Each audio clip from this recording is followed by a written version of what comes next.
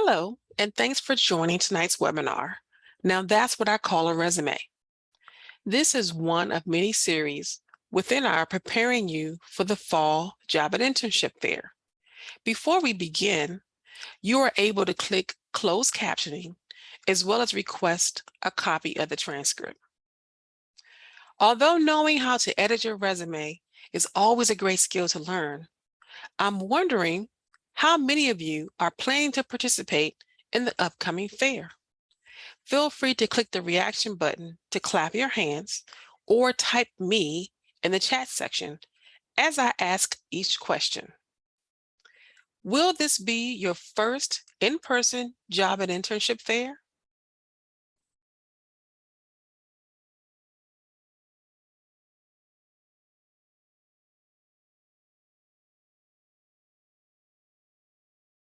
Oh, it's wonderful to see all of your comments and reactions. Have you registered on Handshake and reviewed the list of participating employers, which has more than 100 companies registered?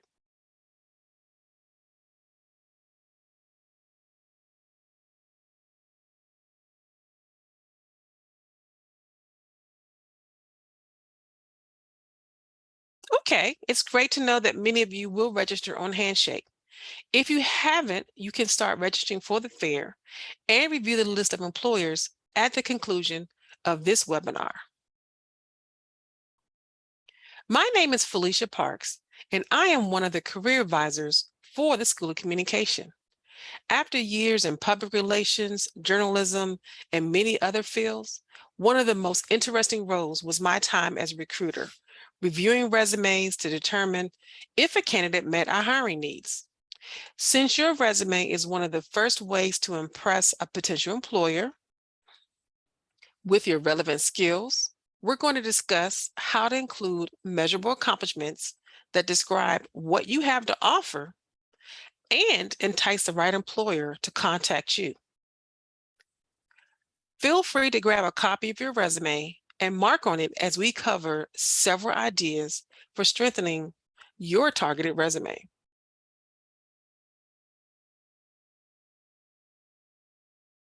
While the Job and Internship Fair is a really good reason to create or update your resume, be sure to keep in mind that it's an individually designed document, essentially a tool used to market your skills to specific employers. No matter what resume format you choose, reverse chronological, functional, combination, federal, or more, it's key to select each word carefully and list all of the items on this slide so you'll pass a test of any screening device that employers use to select candidates for interviews. Many of you may feel that sending your resume to an employer is like being under a magnifying glass. While it's true that employers are looking for the ideal candidate, your goal in creating a resume is to make that first meeting at a career fair, networking reception, or job interview a lot easier for both parties. Most importantly, your resume will stand out from others by incorporating the top transferable career skills that have been identified by thousands of employers through the National Association of Colleges and Employers survey.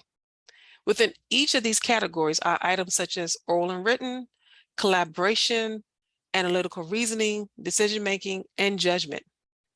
Even self-management or soft skills that you've learned on your own, adaptability, organizational, punctuality, reliability, responsibility, are ones that employers will look for in candidates. Some of you may be attending tonight's webinar because in addition to the Job and Internship Fair, you want to be considered for a remote hybrid opportunity on campus or with an outside employer. Maybe it's for an internship next spring or summer. As a December 22 or May 23 graduate, you may want to identify potential employers for a full or part-time job. You could have mentioned to friends that you saw an amazing fellowship where you get to work with a specific nonprofit. Or last but not least, the world has finally opened up, so you're ready to apply for a study abroad opportunity. Please take a moment To answer the question, my goal is to get a fill in the blank in the chat.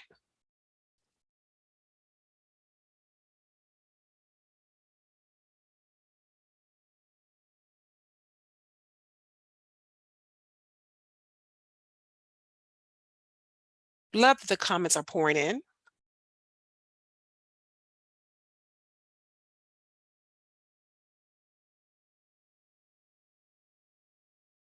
This is a great list. Thanks ever so much for sharing your goals.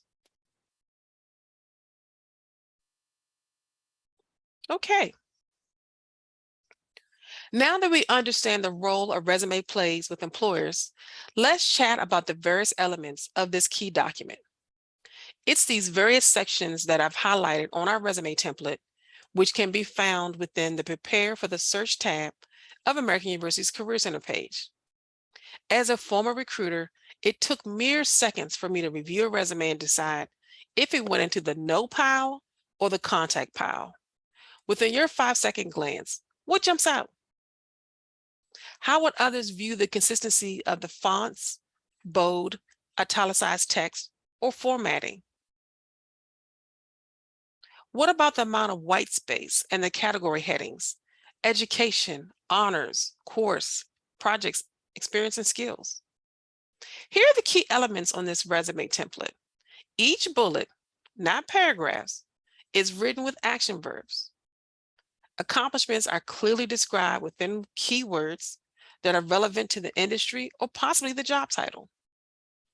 The resume is targeted toward a particular career goal that describes the experience, extracurriculars, and course projects that could possibly align with the employer's job description.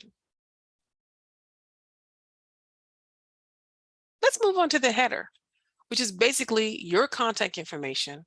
That should contain a professional email address, such as your name at american.edu, not short and classy at hotmail.com. Other items you might include would be your current city and state, your professional website or blog, social media handles, and LinkedIn page. Employers love local candidates, so determining whether to include your current city and state or your permanent one depends on the location of the position you're applying for. So if the internship is located in Virginia, then be sure to indicate Washington, D.C. However, if you're applying for summer internship in New York and live nearby in New Jersey, then be sure to list New Jersey instead. You may be wondering, will an employer consider me if I'm not local? Definitely. However, some employers become concerned about your availability to interview or the possible request for relocation support. So they may take a closer look at local candidates first, or those studying in what they define as their targeted schools. Education should include the school that you're currently attending, such as American University, then followed by the name of a community college. Include the name of the institution, city, state, degree level, major, minor, and the estimated date of graduation. Because of the exposure to another culture and possibly learning another language, be sure to include the institution and location of where you've studied abroad. If you're a freshman, you can include your high school, especially if that's the only institution that can attest to your overall grade point average. Key thing to remember, begin with the most recent academic institution, then list additional degrees or study abroad experiences in reverse chronological order. Oftentimes, describing certain course projects will demonstrate to an employer that you've started the process of getting relevant industry experience, as well as feedback from a client, professor, or teammates. However, be sure to limit it to 2 or 3 course projects so that your resume remains one page. Check out the second page of our templates to see how you would strengthen the content within your resume by describing a course project, demonstrating your understanding of industry-related words, and outlining hands-on experience. One of the course projects you'll see listed is the Introduction to Systems of Justice course, where the candidate wrote, compared court systems in the United States and Canada, then created and delivered a 10-slide PowerPoint presentation to professor and class of 30 students. To stand out in a competitive market, you may want to include these items: your grade point average, publications, as well as academic awards and scholarships. If it's appropriate, you would indicate the percentage of money you were awarded towards your education from academic awards and scholarships.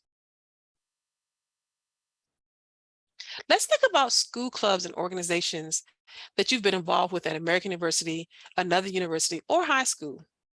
Type in the chat one or two clubs or extracurriculars that you've been involved with.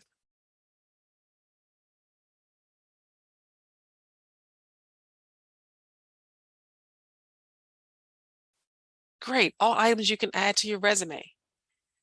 Do you feel as though your involvement demonstrates your ability to lead a team?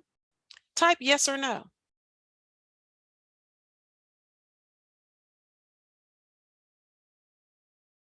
What about multitasking? Does it demonstrate that? Yes or no?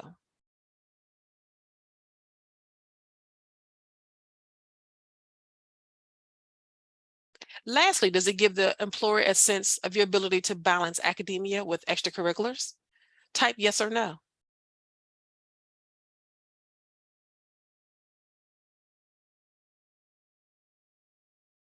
That's great. Your involvement with student organizations as well as volunteer work can demonstrate relevant accomplishments and indicate any leadership positions you've held. If the type of organization is not clear from the name, sprinkle in a brief explanation of the organization's purpose within your bulleted list of accomplishments.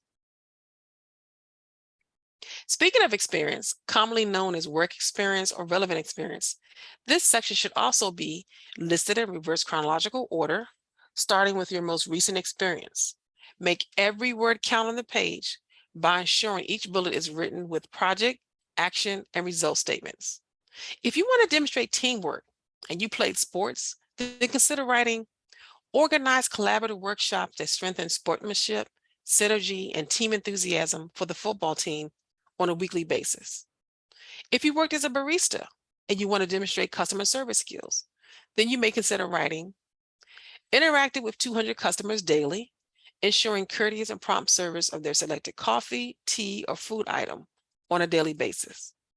Keep in mind, the resume is not where you want to undersell yourself or your experiences. Sometimes it's easier to describe experience when you use the reverse editing technique. Here are some of the keywords that I highlighted when I identified a Capitol Hill reporter job on the journalismjobs.com website. If you majored in journalism or previously interned or maybe even worked in the field, then many of these keywords probably stuck out to you because it was a few of the required tasks. Let's take a look at the resume that a candidate edited to ensure relevant keywords, experience, and transferable skills were included from the previous job description. It's highly possible that the employer will pause and read it a bit more carefully, and it will make it past the applicant tracking system, an online database that screens candidates, identifies matching keywords, and only forwards those with a certain percentage to hiring managers. See the action words, see the descriptions and the details. Okay. While your goal is to make your resume memorable, don't try to trick the reader with gimmicks such as pink paper, large print, overly using graphics and pictures, or with an applicant tracking system, trying to hide the job description behind your resume in white font.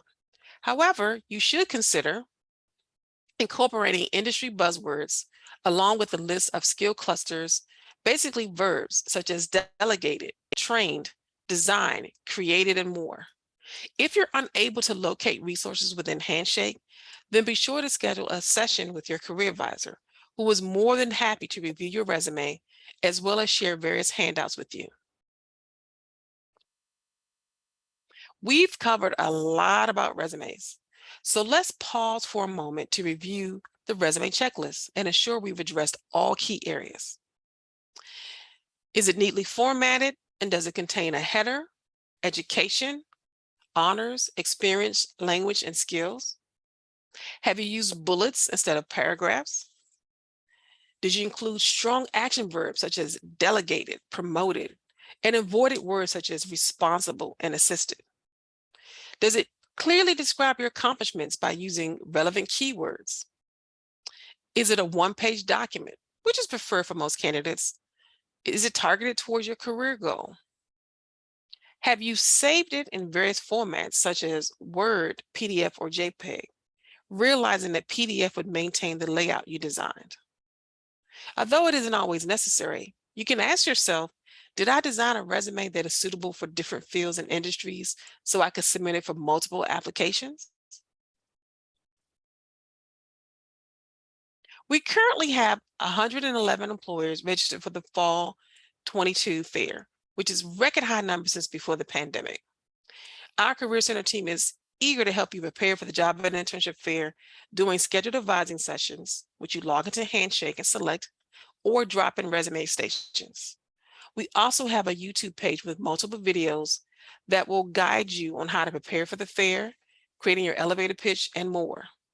Last, but certainly just as important, is downloading the Job and Internship app so that you can identify the various employers and determine which ones you'd like to meet with based on their openings, titles, and job type.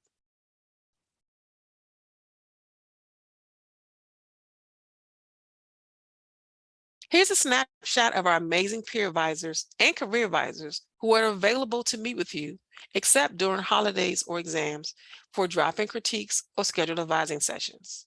Each session with the goal of reviewing your resume or helping you practice your elevator pitch.